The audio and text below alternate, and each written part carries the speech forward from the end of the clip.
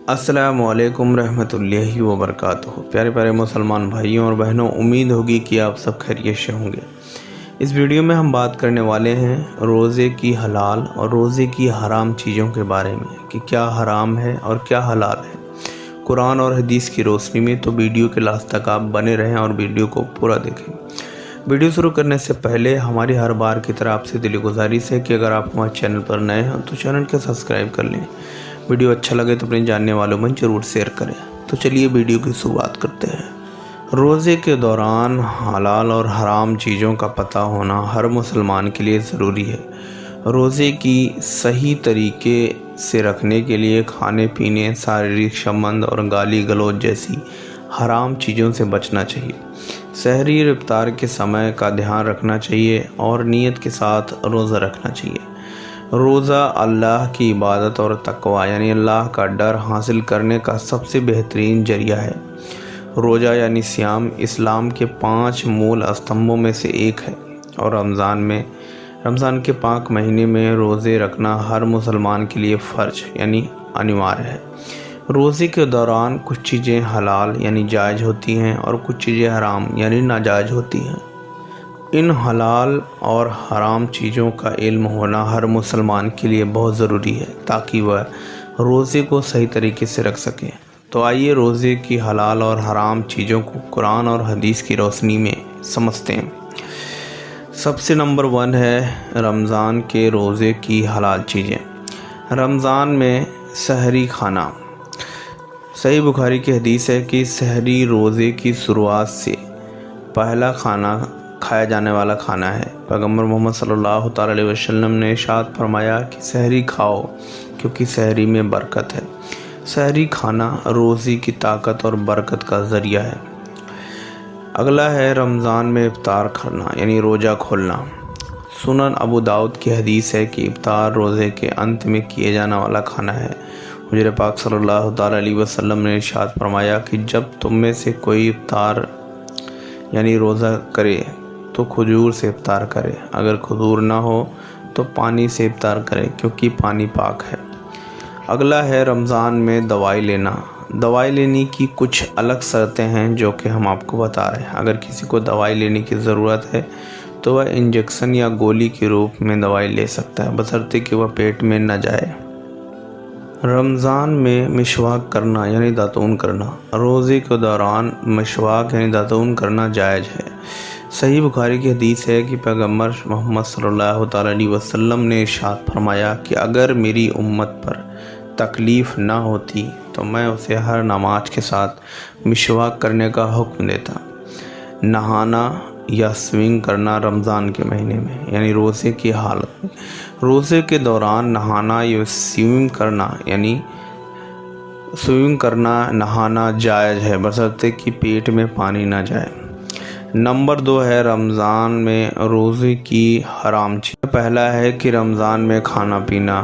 सूरे अल-बकरा आयत नंबर 2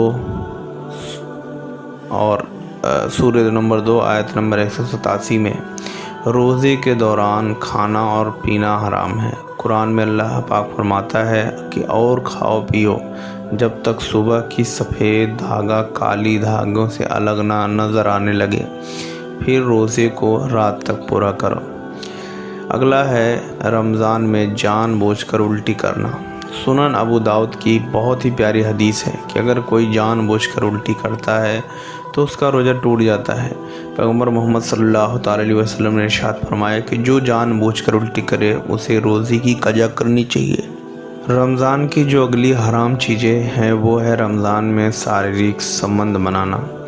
सूरे अल-बकरा सूरह नंबर 2 आयत में 187 में है कि रोज़े के दौरान शारीरिक संबंध बनाना हराम है। कुरान में अल्लाह पाक इरशाद फरमाता है कि रमज़ान के दिनों में रात को अपनी पत्नियों के पास जाना तुम्हारे लिए हलाल किया गया है, लेकिन रोज़े की हालत में अपनी पत्नी से संबंध न बनाएं। यह आयत बताती है कि दिन के समय शारीरिक संबंध बनाना हराम है। अगला है रोज़े की जो हराम चीज़ें वो ये है कि रमज़ान में धूम्रपान और नशा करना। रोज़े के दौरान धूम्रपान और नशा करना हराम है क्योंकि यह शरीर के पदार्थों में प्रवेश करता है। अगला है रमज़ान की जो हराम चीज़ें, वो है कि रमज़ान में गाली गलौज और झूठ बोलना। सही बुखारी की हदीस है कि रोज़े के दौरान गाली गलौज और झूठ बोलना हराम है। हुज़ूर पाक सल्लल्लाहु ताला अलैहि वसल्लम ने इरशाद फरमाया कि जो कोई झूठ बोलता और उस पर अमल करना नहीं छोड़ता तो अल्लाह को उसके खाने पीने की कोई ज़रूरत नहीं है। नंबर 3, रोज़े की शुरुआत यानी रोज़े की तारीख। सूरह अल-बकरा सूरह नंबर 2 आयत नंबर 183 में है कि रोज़े का हुक्म सूरह बकरा में इस तरह से है कि ऐ ईमान वालों, तुम पर रोज़े फ़र्ज़ किए गए जैसे कि तुमसे पहले के लोगों पर फ़र्ज़ किए गए, ताकि तुम तकवा यानी अल्लाह का डर हासिल करो। पैगम्बर सल्लल्लाहु अलैहि वसल्लम के ज़माने में शुरुआत।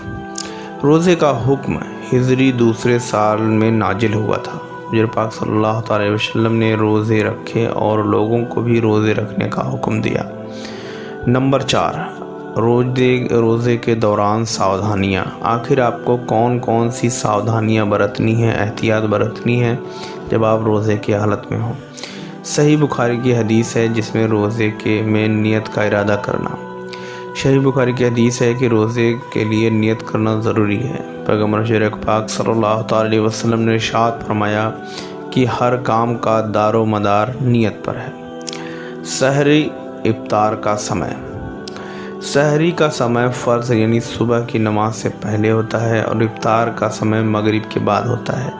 प्यारे दोस्तों, तो ये थी कुछ रोज़े की हालत की हराम और हलाल चीज़ें जिसको आपको करना है। उम्मीद होगी कि ये वीडियो आपको पसंद आया है। अगर आपको ये वीडियो पसंद आया तो हमारे हौसला अफजाई के लिए चैनल को सब्सक्राइब करें और साथ में लगा बेल आइकन जरूर प्रेस करें। वीडियो को लाइक करें और अपने जानने वालों में ज़रूर शेयर करें। मिलते हैं एक और नए वीडियो के साथ, तब तक के लिए दीजिए इजाज़त। अल्लाह हाफिज़।